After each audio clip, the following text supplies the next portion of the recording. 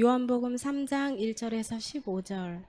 그런데 바리새인 중에 니고데모라 하는 사람이 있으니 유대인의 지도자라. 그가 밤에 예수께 와서 이르되 랍비여, 우리가 당신은 하나님께로부터 오신 선생인 줄 아나이다. 하나님이 함께 하시지 아니하시면 당신이 행하시는 이 표적을 아무도 할 수 없음이니이다. 예수께서 대답하여 이르시되 진실로 진실로 내게 이르노니 사람이 거듭나지 아니하면 하나님의 나라를 볼 수 없느니라. 니고데모가 이르되 사람이 늙으면 어떻게 날 수 있사옵나이까? 두 번째 모태에 들어갔다가 날 수 있사옵나이까? 예수께서 대답하시되 진실로 진실로 내게 이르노니 사람이 물과 성령으로 나지 아니하면 하나님의 나라에 들어갈 수 없느니라. 육으로 난 것은 육이요 영으로 난 것은 영이니 내가 내게 거듭나야 하겠다 하는 말을 놀랍게 여기지 말라. 바람이 임의로 불매 내가 그 소리는 들어도 어디서 와서 어디로 가는지 알지 못하나니 성령으로 난 사람도 다 그러하니라. 니고데모가 대답하여 이르되 어찌 그러한 일이 있을 수 있나이까? 예수께서 그에게 대답하여 이르시되 너는 이스라엘의 선생으로서 이러한 것들을 알지 못하느냐? 진실로 진실로 내게 이르노니 우리는 아는 것을 말하고 본 것을 증언하노라. 그러나 너희가 우리의 증언을 받지 아니하는도다. 내가 땅의 일을 말하여도 너희가 믿지 아니하거든. 하물며 하늘의 일을 말하면 어떻게 믿겠느냐? 하늘에서 내려온 자 곧 인자 외에는 하늘에 올라간 자가 없느니라. 모세가 광야에서 뱀을 든 것 같이 인자도 들려야 하리니 이는 그를 믿는 자마다 영생을 얻게 하려 하심이니라. 요한복음 7장 45절에서 47절. 아랫사람들이 대제사장들과 바리새인들에게로 오니 그들이 묻되 어찌하여 잡아오지 아니하였느냐? 아랫사람들이 대답하되 그 사람이 말하는 것처럼 말한 사람은 이때까지 없었나이다 하니 바리새인들이 대답하되 너희도 미혹되었느냐? 요한복음 19장 39절. 일찍이 예수께 밤에 찾아왔던 니고데모도 모략과 침향 섞은 것을 100리트라쯤 가지고 온지라. 아멘. 네, 오늘부터 성경 속 뜻밖의 만남, 이런 말씀의 제목으로 성경 안에서 만남에 관한 중요한 사건들을 중심으로 좀 생각해 보려고 합니다. 저에게 만남이 참 소중하다라고 생각하게 해준 하나의 사건은 6학년 때 있었습니다. 어릴 때 칭찬을 별로 못 들었어요. 그리고 꾸중도 별로 안 들어봤습니다. 한국의 부모님들은 자녀들을 별로 이렇게 칭찬하는데 인색합니다. 그래가지고 집에서 잘했다는 얘기 별로 못 들어봤고 그냥 착하다는 소리는 좀 들어봤지만 그 외에 들어보지 못했고 그 다음에 뭐 꾸중도 별로 들어본 적은 없습니다. 그런데 초등학교 6학년 때 김진호 선생님인데 이 선생님이 이제 제가 원래 당곡초등학교라는 데를 다녔다가 이제 4학년이 돼가지고 원래 은천초등학교를 다니다가 4학년이 돼가지고 학교가 너무 큰 거예요. 학생이 너무 많아. 그래서 옆에 구암초등학교를 줬어요. 그래서 구암초등학교에서 1년을 보냈습니다. 그리고 6학년 때 당곡초등학교에 다시 전학을 왔어요. 그러니까 어린 때 2번이나 전학을 했는데 그 이유는 한 번은 이제 집 이사 때문이고 한 번은 학교가 커져가지고 구암초등학교로 강제 전학을 가게 된 거죠. 그래서 6학년 때 이 당곡초등학교에 왔는데 담임 선생님 이름이 김진호예요. 제가 다른 선생님 이름은 하나도 기억 안 나는데 이 선생님 이름만 기억이 나요. 물론 고3 때 담임도 기억이 나죠. 예. 다른 선생님 기억이 안 나요. 기억이 나는 이유가 있어요. 이 선생님은 전하고 저에게 굉장히 친절하고 따사로웠습니다. 뭐 그때 제가 잘 사는 것도 아니었고 그냥 평범한 학생이었어요. 근데 이 선생님은 국어 시간에 항상 저를 이렇게 세워가지고 글을 읽게 했어요. 그리고 나를 위해서 나중에는 졸업할 때쯤 상을 하나 만들어가지고 상을 주셨어요. 발표상 이래가지고 용서해가지고 상을 줬어요. 저는 별로 들어보지 못했던 칭찬을 이 선생님에게만 유독 많이 들었습니다. 다른 초등학교 선생님들이 저를 칭찬했던 기억이 별로 나지 않습니다. 근데 6학년 때 이 김진호 선생님의 칭찬은 늘 제 마음속에 있습니다. 용수야, 너는 참 발표를 잘한다. 너는 앞으로 이런 일을 잘하면 좋겠다. 이러면서 얼마나 저를 많이 격려했는지 몰라요. 그래서 제가 유독 국어만 잘합니다. 그때 이후로부터. 제가 고등학교 때까지 다른 모든 과목보다 국어와 역사를 제일 잘했습니다. 아마 그 어린 시절에 선생님의 칭찬이 저로 하여금 국어에 대한 애착을 갖게 했던 것 같아요. 그리고 나서 중고등학교 때 좋은 선생님을 별로 못 만나서 칭찬 어린 얘기를 별로 들어보지 못했습니다. 그러다가 또 나를 칭찬하는 가장 많은 이야기를 해준 곳이 교회였습니다.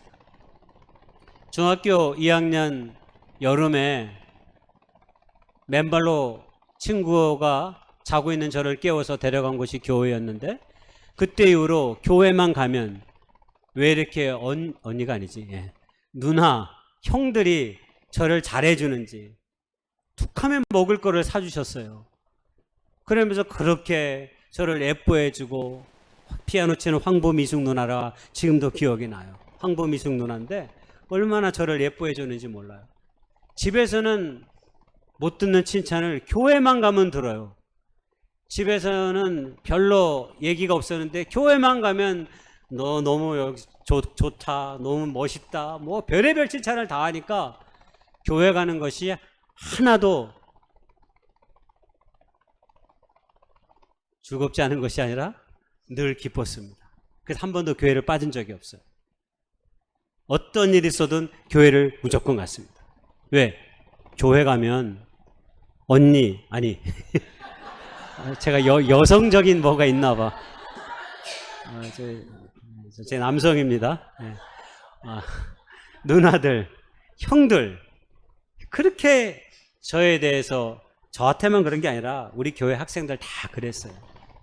그러니까 교회 가면 우리 학생들한테 맛있는 걸 많이 사줘야 됩니다. 우리 어르신들이 애들을 자꾸 뭘 사줘야 됩니다. 남는 게 추억과 경험인데 믿음이 아직 없잖아요. 저도 믿음이 있었던 건 아니에요. 그때 당시는 그냥 교회 가면 너무 잘해주니까 그게 너무 고마운 거야. 집에 가면 맨날 공부해라 뭐해라 뭐 그런 소리 별로 안 하셨지만 어쨌든 그랬는데, 교회만 가면 격려와 칭찬을 하니까 그 누나들이 보고 싶고 그 형들이 보고 싶고 같이 운동도 하고 같이 놀면서, 그러면서 신앙이 쌓여지는 거예요. 여러분 생각해 보세요. 여기 처음부터 예수님 만나서 교회 온 사람 없어요. 모든 사람은요, 누군가의 손에 이끌려서 교회에 왔다가 교회에 와서 예수님을 만나는 거지, 예수님을 탁 만나가지고 교회 오는 사람이 없어요. 99%는. 믿음이 없어도 괜찮아요. 그러나 자꾸 교회를 다니다 보면, 말씀을 듣다 보면, 성경을 읽다 보면 우리 안에 찾아오시는 성령의 은혜가 있어요. 그래서 그 예수님을 만나서 우리의 삶이 변화되고 하나님의 거룩한 백성이 되어갈 수 있는 거예요. 그러니까 일단은 교회를 오게 하는 게 중요합니다. 교회 오는 게 중요해요. 저도 마찬가지고 우리 모두가 그러다 보면 자연스럽게 예수님과의 만남을 통해서 우리의 신앙이 자라게 되어 있는 것입니다.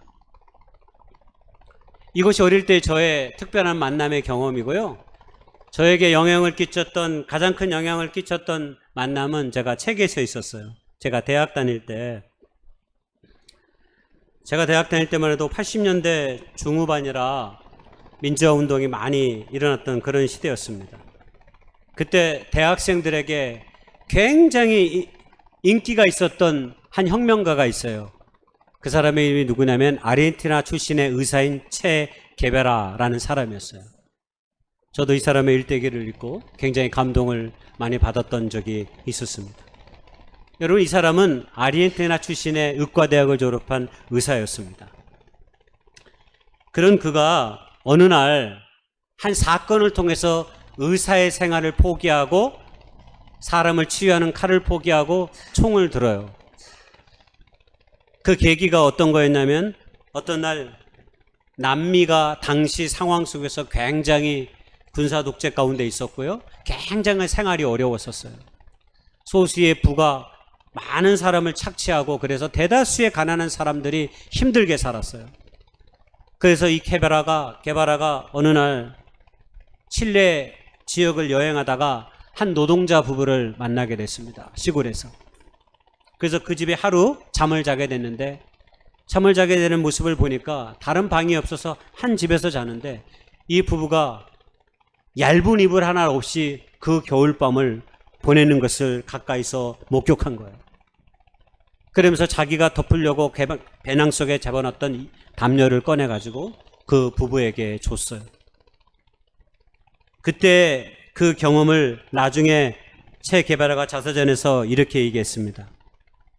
그날 그것은 내게 가장 추웠던 경험 가운데 하나였지만 내게는 낯선 이 인류에게 좀 더 가까워진 느낌을 갖게 해준 경험이었다. 아르헨티나 출신의 이 체 게바라는 볼리비아, 쿠바 이런 다른 나라에 가서 이 운동가적인 삶을 살았습니다. 어렵고 고통받고 있는 곳이라면 어디든 달려가서 자신의 생애를 불태워서 결국 낯선 나라에서 숨을 거두었습니다.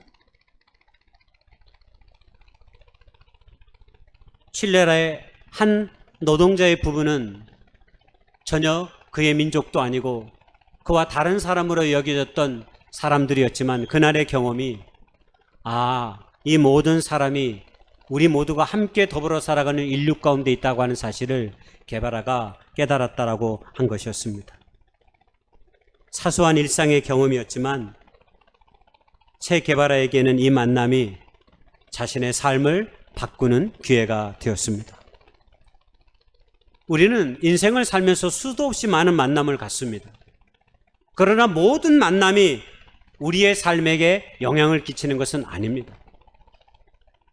도리 어떤 만남은 만나지 않았으면 하는 그런 만남도 있습니다. 그런데 어떤 만남들은 우리의 삶을 변화시키고 새로운 삶의 차원으로 나아가게 하는 동기를 부여해 줄 때가 많이 있습니다. 특별히 우리는 성경을 통해서 우리가 하나님의 말씀을 읽지만 이 성경 속에 나타난 하나님은 대부분 하나님의 사람들과의 만남을 기록하고 있습니다. 그래서 구약에서는 하나님을 만난 사람들이, 신약에서는 예수 그리스도를 만난 사람들이 자신이 지내왔던 삶과는 전혀 다른 삶을 선택하고 그 길을 걸어갔던 수많은 사람들의 이야기로 가득 차 있습니다.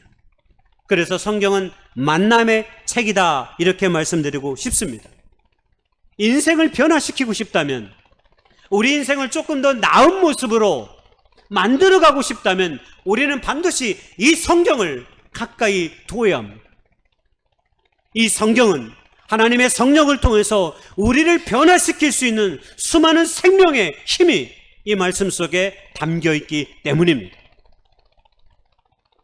그래서 우리는 수많은 사람들의 만남의 이야기를 이 성경을 통해서 생각해 보려고 하는 것입니다. 그 사람들이 어떤 시간의 과정을 통해서 하나님의 사람으로 변모했는지를 우리가 들여다봄으로써 우리도 할 수만 있거든 그러한 변화의 과정을 겪었으면 하는 그런 소망 어린 마음으로 말입니다. 그래서 오늘 첫 번째로 니고데모라고 하는 사람을 여러분에게 좀 소개하려고 합니다. 이 니고데모의 이야기가 요한복음 3장에 있습니다. 근데 니고데모의 3장의 이야기는 2장의 이야기가 배경이 됩니다. 2장이 어떤 것이겠어요? 여러분 우리가 흔히 생각해 보세요. 한번. 예수님께서 공생의 사역을 시작하는 때가 2장이에요. 2장에서 막 공생의 사역을 시작했는데 시작 때부터 예수님께서 놀라운 사역을 펼치셔요. 사람들을 고치시고 놀라운 말씀에 권위 있는 말씀으로 가르치시고 이러니까 유대의 사람들이 놀란 거예요. 북쪽 갈릴리에서부터 남쪽 예루살렘에까지 예수님께서 북쪽과 남쪽을 왔다 갔다 하시면서 하나님의 그 거룩한 나라의 복음의 말씀을 가르치시고 자신을 찾아오는 자들을 고치시고 이적을 보이니까 사람들이 놀라는 거예요.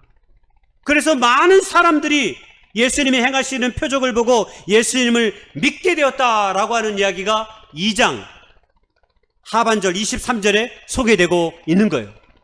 요 23절, 24절, 25절에 끝나고 나서 3장이 시작돼요. 한마디로 예수님의 사역이 많은 사람들에게 센세이션한 그런 반응을 일으킨 거예요. 네? 엄청난 반응을 일으킨 거예요. 그리고 그 반응이 니고데모라고 불리는 사람의 귀에까지 들어오게 된 것입니다.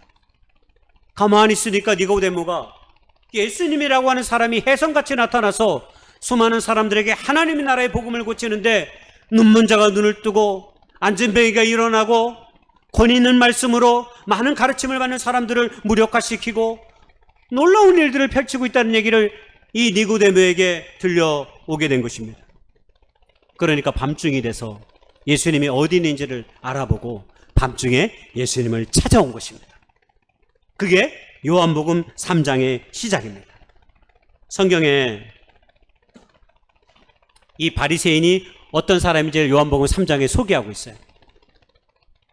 그는 바리새인이며 유대인들의 지도자다. 이게 니고데모가 갖고 있는 정보야. 바리새인이며 지도자. 여러분, 바리새인은 당대 성서학자들에 의하면 이스라엘에 50만 명 정도가 살았는데 50만 명 중에 약 6천 명 정도가 이 바리새파 사람들이었다고 해요. 이 바리새파 사람들은 당대에 권력을 갖고 있는 사람들이었어요. 그리고 사람들을 가리키는 율법 교사들이었어요. 그리고 재판관들의 재판장이었어요. 그러니까 막강 권력을 갖고 있었어요. 종교적, 정치적, 사회적으로. 재판, 거기다가 사내들인의 의원, 당시 사내들이 71명이었는데 이 바리새파 출신들이 많이 있었어요. 그래서 유대인들의 지도자라고 불리는 건 그 의미예요. 그러니까 정치, 종교, 사회 영역에서 가장 강력한 영향력을 펼치고 있었던 사람이 바리새파 사람들이었다는 거예요. 근데 그 바리새파 출신의 니고데모가 밤중에 주님을 찾아와서 이야기합니다. 예수님을 만나서 한 첫 번째 이야기가 이 말이에요. 듣자 하니까, 그리고 알아보니까 당신께서 놀라운 이적들을 펼쳐 보이시는데 이건 아무리 생각해도 내가 하나님의 말씀을 가르치는 자로서 하나님이 함께 하시지 않으면 도저히 이런 일들을 일으킬 수가 없다. 도대체 이게 어떻게 된 거냐? 라고 질문하면서 예수님에게 온 거예요. 여러분, 첫 질문이 이겁니다. 여러분, 제가 앞서 니고데모가 어떤 사람인지를 소개했잖아요. 여러분, 우리가 이런 니고데모의 신앙적 태도를 조금 본받을 필요가 있습니다. 여러분, 이 시대까지만 해도 예수님의 많은 표적을 일으키지만 목수의 아들이잖아. 그리고 자기는 엘리트야. 그것도 엘리트 중에 엘리트. 사회, 정치, 경제적으로 엄청난 부와 명예와 권위를 가지고 있는 자입니다. 여러분, 그런 자가 목수의 아들에게 가가지고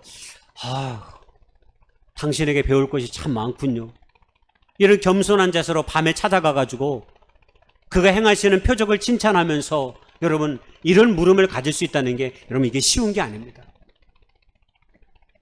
사람이 조금 배우고 조금 사회적 지위가 높고 조금 가진 것이 많으면 자기도 모르게 어깨에 힘이 들어가요. 겸손해지기보다는, 자신을 낮추기보다는 상대적으로 조금 사람을 자신의 삶을 기준으로 보는 거예요. 자기보다 조금 못한다고 생각하면 목소리가 커지고 교만한 얼굴로 대하는 게 이게 인간의 얼굴이거든요.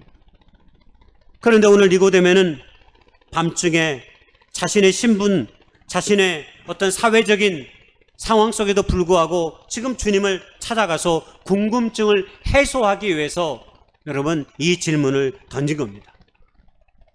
여러분, 신앙생활은 늘 능동적으로 해야 합니다. 여러분, 왜 능동적으로 해야 될까요? 여러분, 우리 안에 인생을 살다 보면 채워지지 않는 영적인 갈망들이 다 있기 때문입니다. 여러분, 우리 안에 그게 있잖아요. 여러분, 우리가 삶의 어느 순간을 살아가다 보면 왠지 모르게 모든 것을 좀 얻은 것 같고 나름대로 잘 사는 것 같고 내가 원하는 목적에 이르렀는데 뭔가 허전하고 뭔가 채워지지 않은 갈망함이 있어요. 여러분, 이것이 하나님께서 인간을 창조하실 때 그렇게 영적인 존재로 창조하셨기 때문에 하나님이 아닌 그 어떤 것은 우리의 삶에 참된 만족이 없도록 창조하셨기 때문인 거예요. 여러분, 그런 영적인 메마름은 영적인 그 기갈을 해소할 때만이 여러분 가능하지 않아요?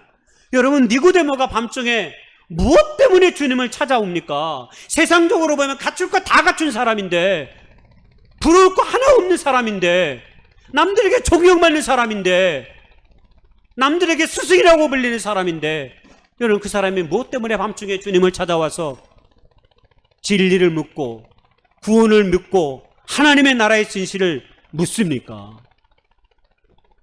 그의 안에 자신의 신분과 직업, 이 모든 것으로도 채워지지 않는 그런 영적인 목마름이 있었기 때문입니다. 그래서 주님을 만나 그렇게 이야기하니까 주님이 간파하셨어요. 그리고 나서 3절에 대뜸 뭐라고 말씀하시냐면, 진실로 진실로 내게 이르노니 사람이 거듭나지 않으면 하나님의 나라를 볼 수 없다. 니고데모가 무엇 때문에 자기를 밤중에 찾아왔는지를 예수님이 이미 간파하셨어요. 하나님의 나라의 구원을 그에게 주고 싶었던 것입니다. 그리고 그것을 갈망해서 주님을 찾아왔던 것입니다.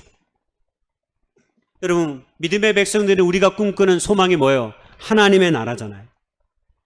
여러분, 성경에서 말하는 하는 나라는 죽어서만 가는 나라가 아니에요. 그건 50%예요.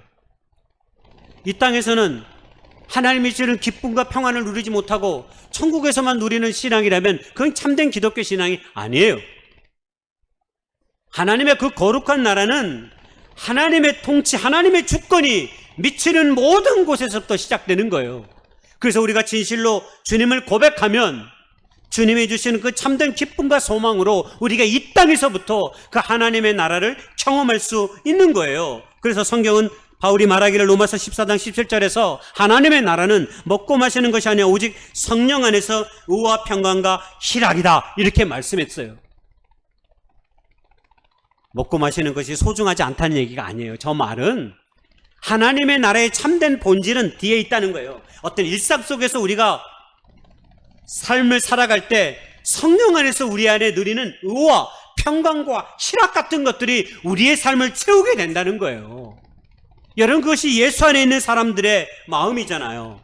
그래서 세상 사람들이 추구하는 기쁨과는 믿음의 사람들이 근본적으로 다른 길을 걸어가는 것 아닙니까? 여러분, 세상 사람들이 추구하는 기쁨과 행복은 대부분 상황 속에서, 환경 속에서 주어진 거예요.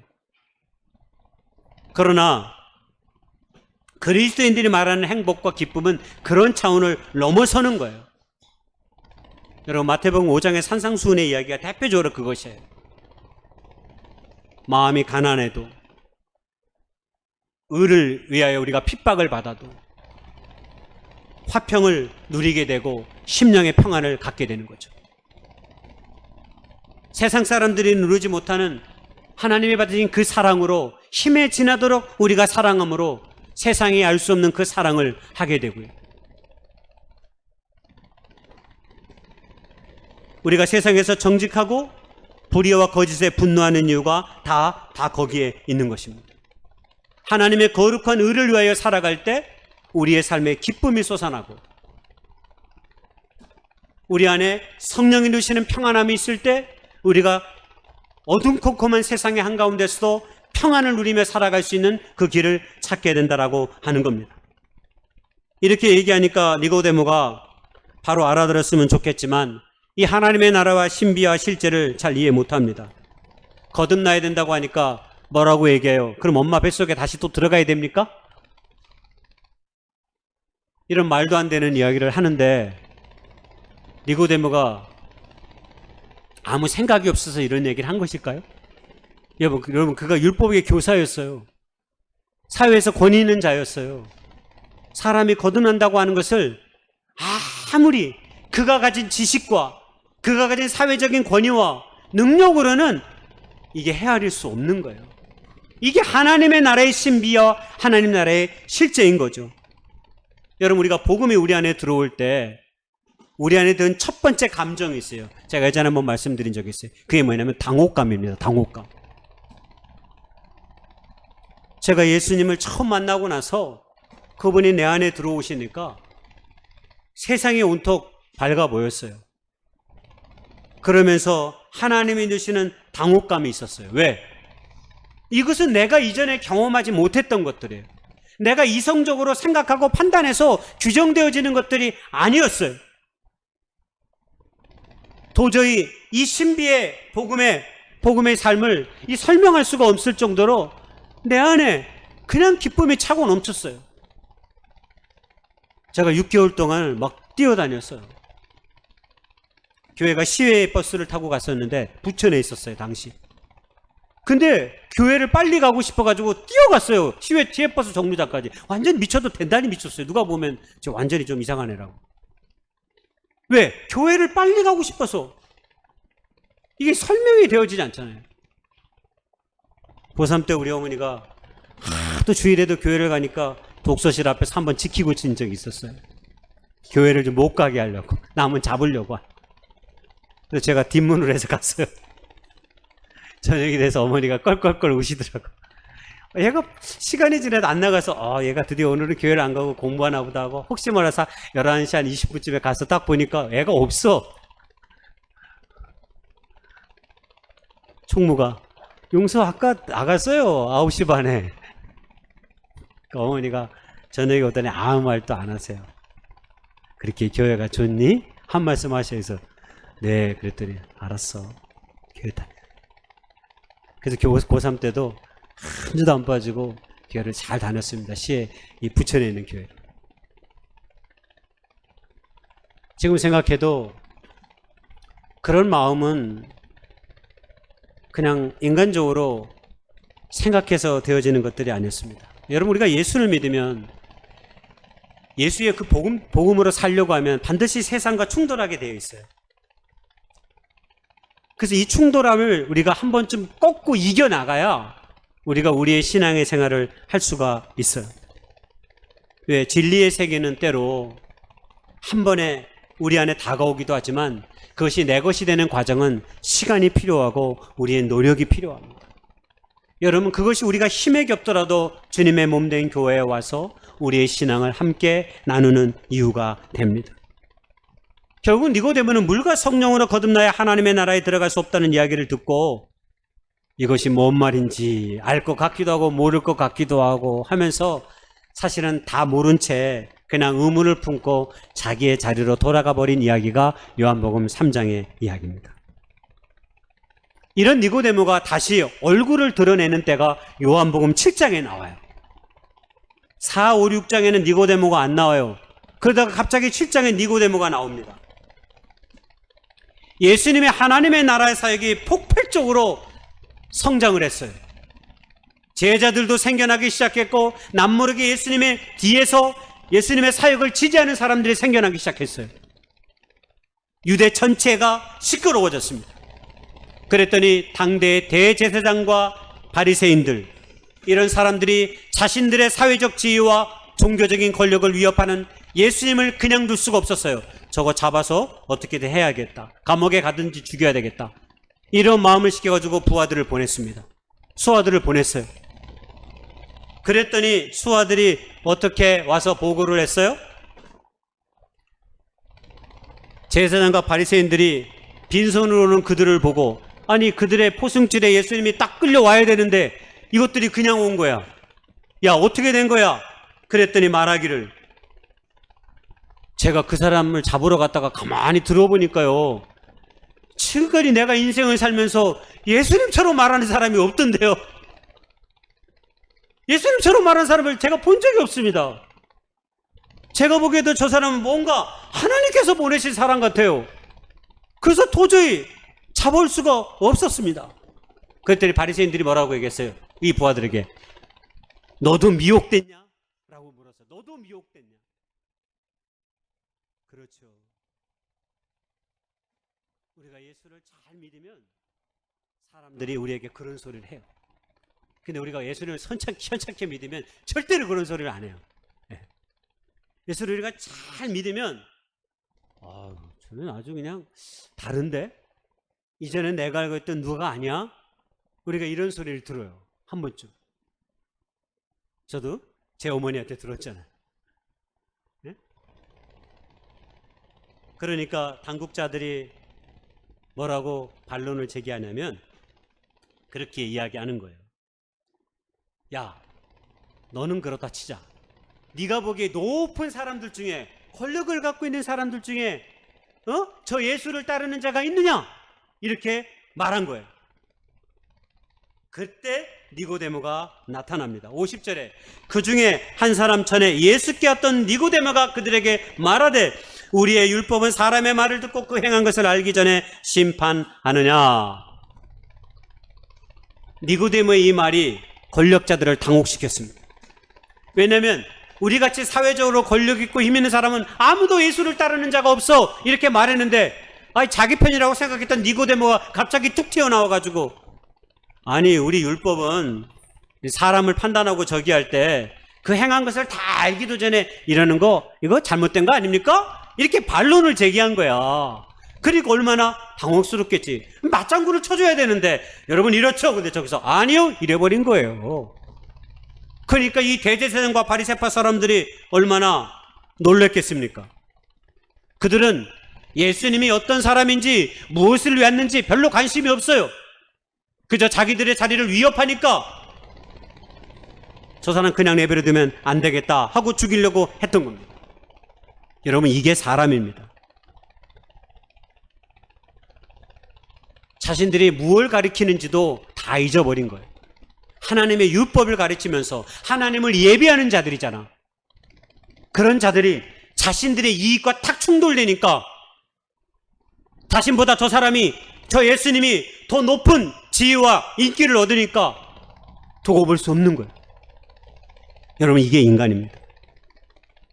공정하고 정의로운 길을 걸어가다가도요 우리가 내 삶에 조금이라도 내 유익에 반하게 되고 내 삶을 불편하게 하고 내 것을 잃어버리게 만들면 우리 모두가 다 표독한 이기주의자가 돼버립니다.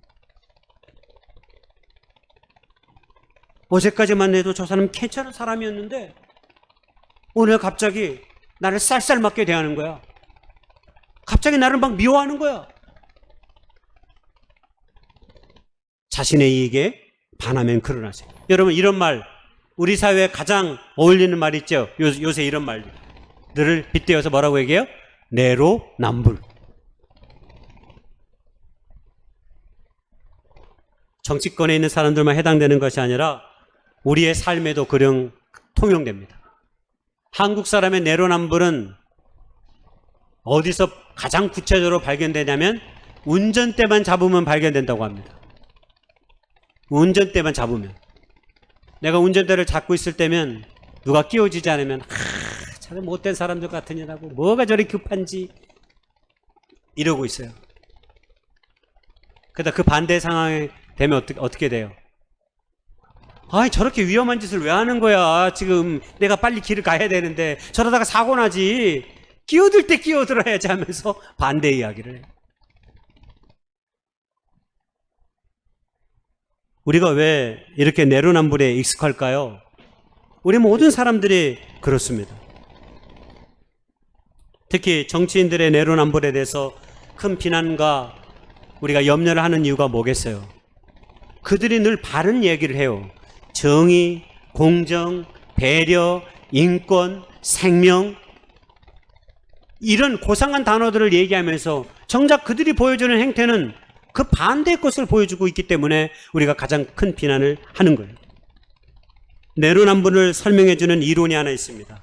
그게 허위신호 이론이라는 말이 있습니다. 이 허위신호 이론이라는 게 어떤 거냐면 내가 다른 사람의 부도덕성을 비난함으로써 자기를 도덕적으로 선하다고 생각하도록 만들게 한다는 거예요. 다른 사람을 비난하면 비난할수록 나는 상대적으로 깨끗한 사람이야 라고 하는 신호를 스스로에게 주게 한다는 거예요. 그러니까 타인의 잘못을 강력하게 질책하고 비난하는 일들은 사실 자신 안의 위선을 감추는 일이기도 하다는 거예요. 그게 허위 시로 이론이라는 거예요. 이게 내로남불이 난무한 이유입니다. 니고데모는 이런 내로남불의 허위의 유대인 지도자들을 공격한 것입니다. 공정하게 예수라는 사람을 심판하려 하는 것이 지금 너희들이 아니지 않느냐. 너희들이 얼마나 편협된 사람인가를 드러내는 구절을 52절의 말씀을 통해서 드러납니다. 이렇게 바리새인 니고데모가 반론을 제기하니까 그들이 뭐라고 얘기해요? 너도 갈릴리에서 왔니? 이렇게 물어요. 아니, 갈릴리에서 온 게 뭐가 중요해요 지금? 그런데 이런 얘기를 합니다. 예, 유대 사회의 사회적 통념에 뒤집어 씌우는 거예요. 그건 우리 사회가 많이 변화했지만, 야, 여자가 무슨 그런 거를 해? 여자 대통령이 나오게 지금 돼 있는데, 지금 저쪽 어디 나라에서는, 지금 미국에서는 여자 대통령이 나올지도 몰라요. 그런 시대가 돼버렸어요. 여러분, 우리나라는 이미 나왔었잖아요. 독일에서도 나왔어요. 많은 나라에서 이렇게 사회적으로 변했어요. 근데 지금도 여자가 이런 얘기를 하면 완전히 시대에 뒤떨어진 사람인 거죠. 우리 사회가 갖고 있는 잘못된 통념이 우리의 생각과 가치를 가로막는 역할을 해요. 당시 유대 사회 속에서는 갈릴리에서는 선한 것이 날 수 없다고 생각했어요. 왜? 거기가 반란의 도시였거든요. 로마에 대항해서 수많은 사람들이 반란을 냈다가 수많은 사람들이 100m 간격으로 십자가 처형을 당한 곳이 갈릴리에서 몇 킬로 떨어지지 않는 곳에 있었어요. 세포리스라고 하는 곳에서 그렇게 많은 유대인들이 처형을 당했던 적이 있었어요.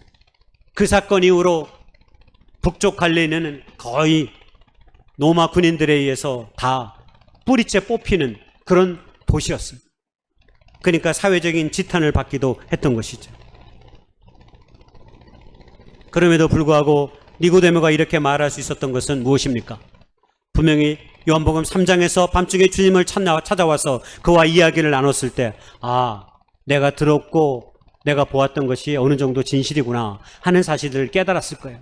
그러나 자신의 사회적인 지위와 신분 때문에 예수님의 전적인 제자가 되지 못하고 지금 자신의 자리에 있었던 거죠. 그것이 요한복음 7장에 와서 예수님을 항변하는 역할을 하게 된 겁니다. 자, 이런 니고데모가 마지막으로 결정적으로 삶의 변화와 용기를 보여주는 모습으로 변모한 것이 나옵니다. 그게 바로 요한복음 19장입니다. 여러분, 요한복음 19장은 예수님이 십자가의 처형을 당하고 난 이후의 일들을 소개하고 있는 내용입니다. 예수님이 십자가 처형을 당하셨어요. 그러면 처형을 당하고 나면 어떻게 해야 돼요? 본래는 성경에 보면, 내기에 보면 십자가에 달린 그 몸은 하루해가 지나가기 전에 끌어내려야만 했어요. 왜? 안 그러면 새들의 먹이가 되니까. 막 새들이 와서 눈을 파가고 몸을 파가요. 그런데 빌라도는 그냥 내버려 두려고 그랬어요. 왜? 유대인 권력자들의 환심을 사기 위해서. 그런 그를 아리마대 사람 요셉이라는 사람이 자신의 힘을 이용해 가지고 빌라도에게 가가지고 예수님을 장사 지내게 좀 해달라라고 했어요. 아마 거역할 수 없을 만큼 유대사회 권력자였던 것 같아요. 아리마대 사람 요셉도. 왜? 빌라도 총독이 예수님의 시체를 내어줬기 때문에. 여러분, 그때 또 한 사람이 등장해요. 그 사람 이름이 니고데모입니다. 무려 몰약과 침향 섞은 것을 100리트라쯤 가지고 와가지고 장사를 지내도록 합니다. 여러분, 몰약과 침향은 역대하 16장에 보면 왕의 장례식에 사용되는 최고급 장례용품입니다. 100리트라는 34kg 정도 되는 양인데, 베다니에서 마리아가 예수님께 사용한 향유를 부을 때가 나드 한 근의 100배 분량이에요. 예수님께 향유를 부었을 때가 나드 한 근이었는데 그거의 100배가 100리트나요. 여러분, 그러면 이게 얼마냐면 나드 한 근이 노동자 1년의 품삯이래요. 그럼 그거의 100배니까 몇 년?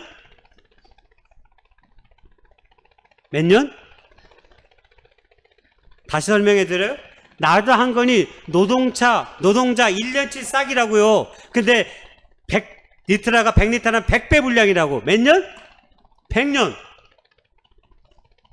와, 그냥 와 뺏기서 안 나오더라고. 이건 아마 제가 생각하기에는 니고데모의 전 재산이었을 거예요. 그렇지 않았을까요? 이거 아마 돈으로 따져보면 또 이런 걸 다 따져놓은 사람 있잖아요. 한 30억쯤 낸다고. 엄청난 재산을, 자기의 전 재산을 예수님의 장례를 치르는데 다 사용하고 있는 거예요. 여러분, 이 얘기가 우리에게 무엇을 의미하는 것입니까? 자신의 전 재산을 주님의 장래에 쏟아붓다라고 하는 것은 니고데모가 요한복음 19장에서 완전히 변화된 하나님의 사람이 되었다고 하는 것을 보여주는 거예요. 여러분, 우리의 신앙이 깊어지면 깊어질수록 우리 안에 뭐가 깊고 넓어집니까? 사랑. 예수를 믿으면 믿을수록, 신앙이 돈독해지면 돈독해질수록 우리 안에 사랑의 깊이와 넓이가 반드시 커지고 넓어지게 돼 있어요. 그래서 내 이웃을 내 몸과 같이 사랑하는 것이 하나님을 사랑하는 것과 같은 계명이라고 말씀해 주셨지 않습니까? 그러면 이웃을 사랑할 때 우리가 물론 여러 가지로 사랑할 수 있어요. 우리의 어떤 갖고 있는 재능과 은사로도 남을 도울 수도 있고, 어려울 때 찾아가서 위로해 주는 말을 할 수도 있어요. 그러나 또 어떤 많은 사람들은 우리의 물질로 이웃을 섬기고 어려운 이웃들을 돕기 위해서 여러분 우리의 물질을 사용할 수도 있어요. 니고데모는 적어도 자신의 모든 것을 주님 앞에 내려놨다고 하는 것은 전적인 하나님의 사랑과 그 은혜를 깨닫는 주님의 제자가 되었다라고 말할 수 있게 됐다는 것입니다. 요한복음 3장에서는 의문투성이의 랍비오 바리새인이었어요. 그러나 요한복음 7장에 들어서는 갈등을 갖고 있는 한 바리새인 지도자의 모습을 보여줘요. 그러나 약간 예수님에게 호의적이었어요. 조금 변화된 거죠. 그러다가 요한복음 19장에 들어서는 완전히 자기의 재산을 다 내려놓고 예수님을 섬깁니다. 한마디로 그의 믿음과 신앙이 조금씩 참된 제자로 변화되었다라고 하는 것을 보여주고 있는 것입니다. 우리에게도 어떠한 상황 속에서도 니고데모처럼 신앙의 아름다운 성취와 도전이 있기를 무엇보다 소망합니다. 때로 신앙생활은 산을 오르는 것 같다라는 말씀을 좀 드려보고 싶습니다. 마지막으로. 신앙생활은 산을 오르는 것 같습니다. 산을 오를 때 보여지는 게 근데 하나 있어요. 친절하게도. 길목마다 정상에 오르갈 때쯤은 표지판이 있어요. 표지판. 정상까지 얼마 남았습니다. 어디로 가도록 딱 표시까지 되어 있어요. 지치고 힘들 때도 있지만 그런 이정표를 따라 하나씩 한 걸음씩 걷다 보면 우리도 모르게 산 정상에 오르는 기쁨을 우리가 맞이할 수 있습니다. 그렇습니다. 성경 속에 나타난 예수님, 그리고 그 예수님을 만난 모든 사람들은 예수님이 자신들에게 보여준 삶의 이정표를 따라 한 걸음씩 그 길을 걷던 사람들입니다. 그리고 그 길을 걷다 보니 마침내 하나님의 그 거룩한 나라를 소유하게 되고 하나님의 꿈을 이룬 사람으로 오늘 보여질 수 있는 것입니다. 그러니 오늘도 우리의 삶이 아무리 힘들고 고통스럽더라도 여러분 우리의 삶의 발걸음을 포기하지 마시고 한 걸음씩 주님의 뜻 가운데 끊임없이 나아갈 수 있는 저 여러분 될 수 있기를 소망합니다. 그리고 그 속에서 주님과의 만남을 통해서 우리도 니고데모처럼 지금 당장은 아닐지라도 조금씩 변화되어 하나님의 꿈을 이루는 제자가 다 되어질 수 있을 것입니다. 그런 축복의 삶을 저 여러분이 누릴 수 있기를 주님의 이름으로 축복하고 소망합니다.